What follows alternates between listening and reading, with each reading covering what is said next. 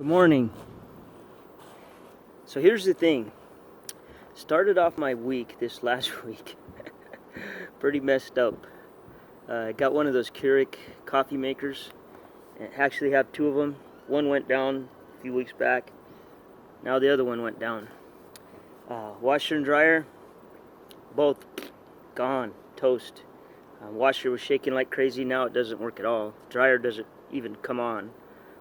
And these aren't like simple ones that I'm used to that I can fix. They're like computer whatever that chances of me fixing them are pretty slim unless I want to waste a bunch of time. Then day before yesterday, me and my son I'm taking him to school. I hook up the trailer, we're ready to roll, and we get up the road a little ways, and the Suburban just like stalls out, like no power. I mean, it had power. I could give it gas, it would rev up, but it wouldn't move anywhere. And it was a transmission, and I knew it. I knew what the mileage it had on it. But usually transmissions give you a little bit of a warning. This one didn't give me a warning. It just was like boom, dropped out. Anyway, I was about probably 5 miles from home. I flipped it around and I milked it home. I had to keep shutting it off and letting the tranny fluid cool down a little bit, and then drive a little further, let it cool down. Anyway, I made it home, and I was thinking about everything, and I thought to myself, you know what? This morning, more than anything, I was thinking about blessings. And we all got blessings. Sometimes they're hard to see, especially when everything starts going to crap. You just think like you're snake bit. Man, come on. I mean, I don't have any blessings here. And you know, sometimes life can feel like that. But really, blessings come in a lot of different ways and a lot of different things. And then, night before last, me and my son are in the house, and all of a sudden the power just went out. And I thought, oh my goodness, what the heck happened? I mean, the divorce is over. The judge decreed that we got to sell the house, blah, blah, blah. But I thought maybe it's the bank. Heck, I don't know. I don't know who shut the power off. So I called the electric company. No issues. We don't know why the power went off. So I came home, I checked everything, and I throw the main breaker, and everything came back on. I thought, well, maybe we had too much power, too many lights on or something. And I'm telling you, when I did this house, I overdid it. So I was shocked. That wasn't it. I have a little tankless water heater about the size of a cigar box, and I think the element in it finally went out. And somehow the way they're built, I think it ground itself out. And so I got to replace that. So we got no hot water. We would go from having as much hot water as you need to nothing. Okay, so this morning I get up and it was cold this morning. It was like 46 degrees out, and we like it cool in the house, you know, so it was cold. I fired up the heaters and whatever, and I had taken a bath last night. It took me forever to heat water. And then my son decides he wants to take one this morning, so I'm heating water for him. And I'm thinking to myself, I remember back when my grandfather and my great-grandmother were alive, my grandpa Leo and his mom.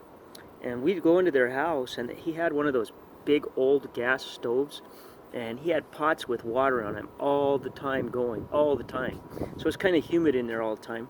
And the reason being is because that's how they take a bath. That's how they clean up. That's how they did everything.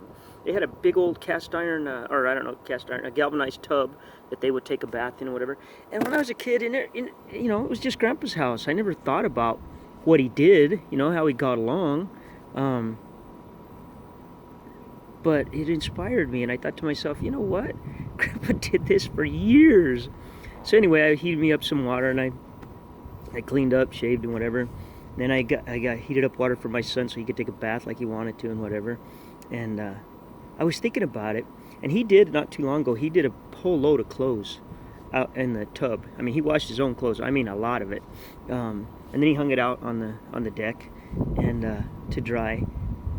And I could just see the resilience in him. I could just see he didn't let it beat him down that we didn't have washer dryer. He didn't even complain about it. He didn't say, "Oh man, we have one at Mom's" or anything like that. He just did his thing because he wanted clean clothes.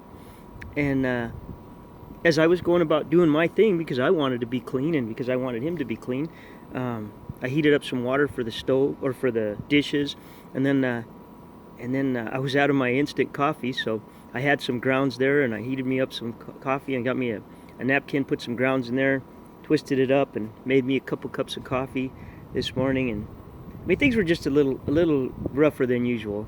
But I couldn't help but think, what a blessing that I have family that went through those type of things on a regular basis. That's how they lived their lives. I mean, let's face it, all of our family at one time, way back in the day, lived like that. But you don't think about that. And you don't think about, a lot of times when things start going bad, all you do is look at what's happening to you. You don't realize that God's given you a gift. He's given you a heart. He's given you strength inside, a fortitude that will push you through those things. A lot of times we dismiss it, and rather than embrace it and see it for what it is, we dismiss it. You know, I was watching the news the other day, and they showed former President Carter, and he's on Facebook a lot too. People post stuff of him. He's like almost 100 years old, and the guy's building houses for Habitat for Humanity. You know, he's helping people out. He's blessing them with what he has. And the guy's probably rich. President Carter, let's face it, President Carter's more than likely a multimillionaire. But he doesn't live like that, and he doesn't care. He just likes helping people. He likes being a good person. You know, he's blessed, and he blesses other people with what he has. What do you bless somebody with? What do you try and do for other people? I know sometimes it can be something simple.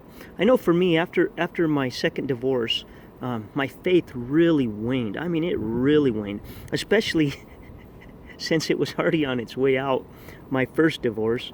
And my second wife told me, oh, I'm going to help you get your faith back. Really? No. If anything, she just beat it in the toilet worse. But, you know, I got friends on Facebook and whatnot. I got one particular friend on Facebook that posts a lot of stuff pastors talk about, and a lot of sermons and whatnot. And I'm not a particularly hardcore religious person, although, like, you know, I know my Bible, and I'm a very spiritual person. But I watch those because I enjoy them. I don't go to some church anywhere. I don't really like doing that kind of thing or whatever.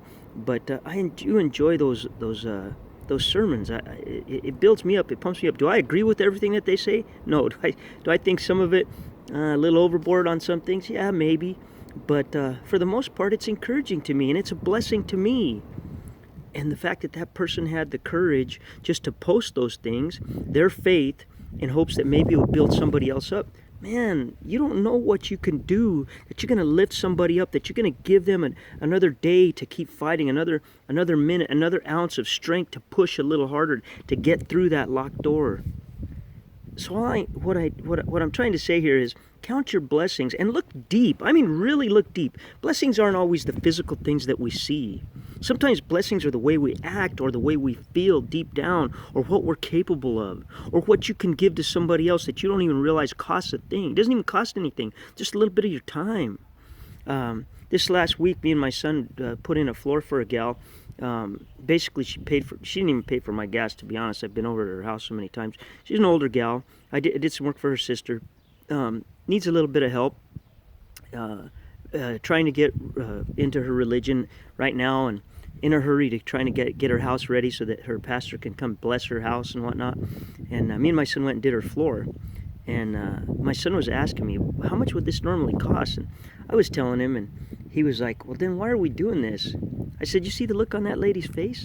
You see how happy she is? Who is going to do this for her? Who's going to help her? If not me, who?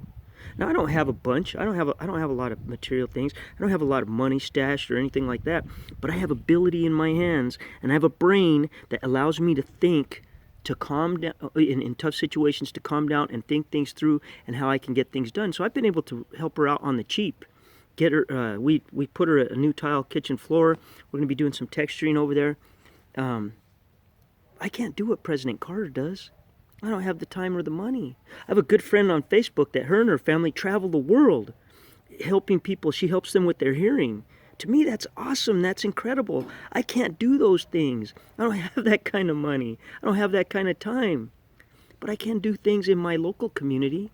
And had she not posted some of the things that she does, her and her family, her and her husband, I don't know. Would I be doing what I'm doing? I don't know. All I know is I saw those things and I thought to myself, man, they look so happy. And when you're giving of yourself, when you're blessing others, it blesses you. It makes you feel good, even when everything's going bad, even when everything hits the toilet. You can feel good about yourself, and life goes on, and you have another day to make it better. You have another opportunity. So you know what? Bless yourself and count your blessings and bless other people. It could be something minor, something you wouldn't even think of, that is a blessing to somebody else. Anyway, with that, I hope you have a super fantastic day. I'm going to go about my day. I got my house cleaned up the hard way, but made me appreciate some people and really think about some people I haven't maybe thought about for a while, that I love dearly. With that, I hope you have a great day, and we'll talk to you another time.